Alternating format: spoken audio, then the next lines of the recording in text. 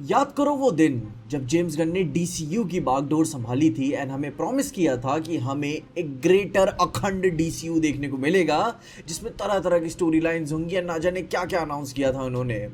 पर आज के टाइम में असलियत ऐसी बन के रह चुकी है कि जो वो उनसे बन पा रहा है वह पहले कर रहे हैं।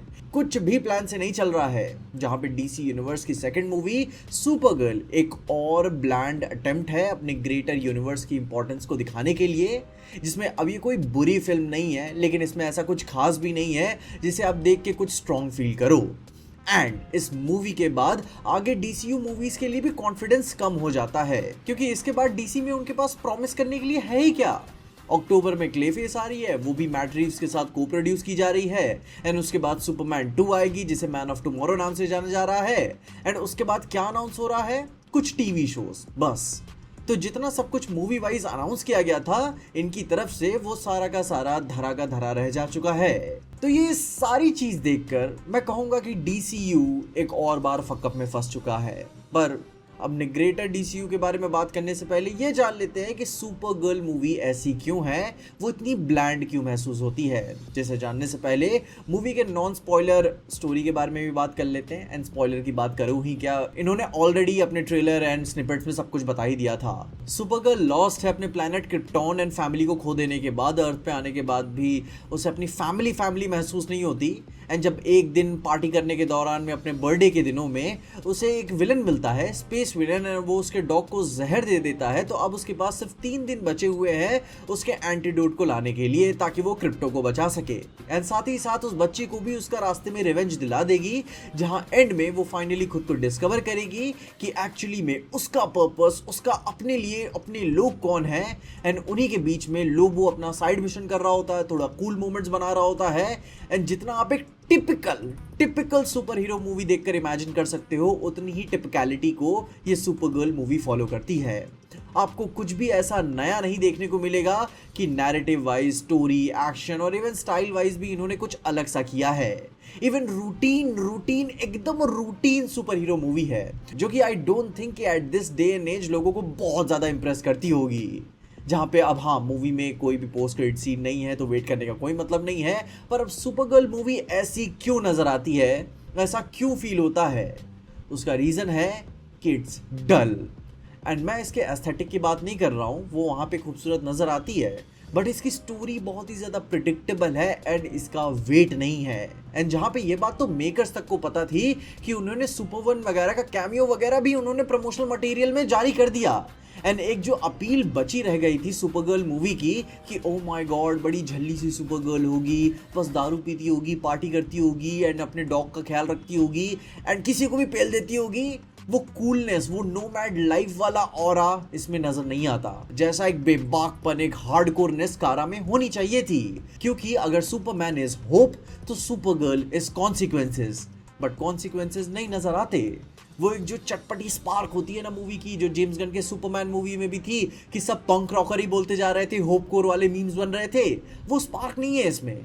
जिसमें मिली एल्कॉक, मैं कहूंगा कि she is a good actress, she is carrying Kara's edgy attitude and film के इंडस्ट्रियल ग्रिमी एस्थेटिक में भी फिट बैठती हैं, बट आप इससे ज्यादा उनकी तारीफ नहीं कर सकते। वहीं ऑन दी अदर हैंड जो मजा हुआ एक्टर होता है जैसे कि जेसन मोमोआ, वो नेचुरली बैड एज नजर आते हैं, कूल उनके अंदर से होना फील हो जाता है।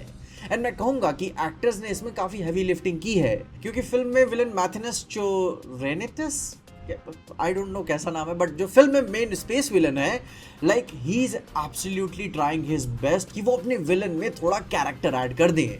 जिस तरीके से वो बंदा शांत रहता है, कुछ भी उठा के खाने लग जाता है, फ्लो में चलता रहता है एंड एक ईजीनेस है, दैट गाय होल्ड्स पोटेंशियल, पर आप फिर भी फिल्म से फुल्ली कनेक्ट नहीं कर पाते। And even with the Eve Ridley's emotional arc, वो बस एक बुलेट पॉइंट कॉन्सेप्ट ही अच्छा लगता है कि हाँ रिवेंज वाली स्टोरी लाइन चल रही है, बट आई गेस वो छोटे बच्चे की एक्टिंग मुझे बहुत ही ज़्यादा पसंद नहीं आई या फिर इम्पैक्टफुली दिखाई नहीं गई।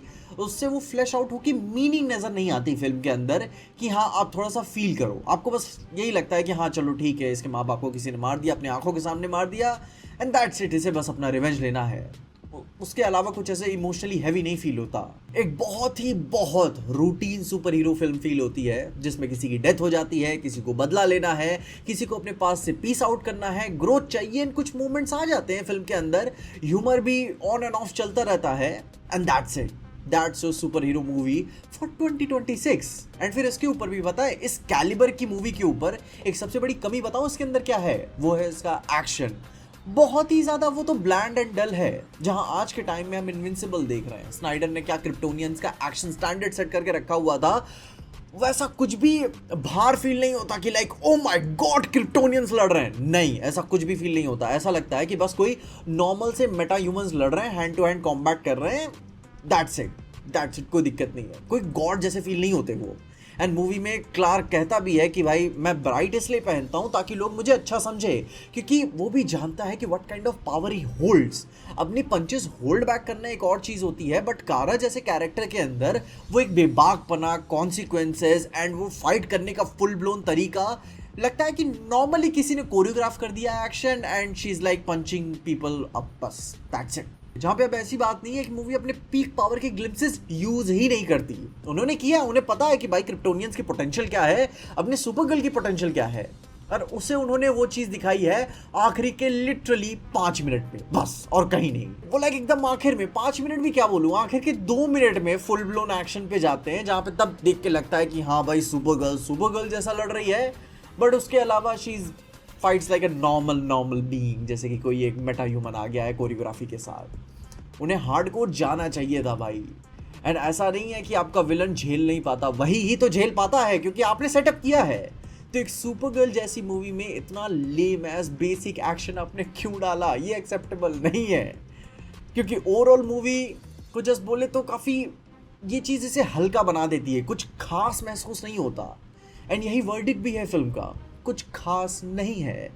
एंड हाँ, ऑल एंड ऑल ब्यूटीफुल तो है ही, देखने में कॉस्ट्यूम डिज़ाइन अच्छा है, डिटेल्स अच्छे देखने को मिलते हैं, विजुअल इफेक्ट्स भी मोस्टली अच्छे नज़र आते हैं, पर फिर भी कुछ खास नहीं है क्योंकि बस आप दाल चावल खा रहे हो, दैट्स इट, ऐसा लगता है। क्योंकि जिन मोमेंट्स पे आपको हाई फील होना चाहिए था फिल्म के अंदर, चाहे वो एक्शन की बात करो या फिर इमोशनल मोमेंट्स की बात करो, आपने वो जीने की कोशिश ही नहीं की।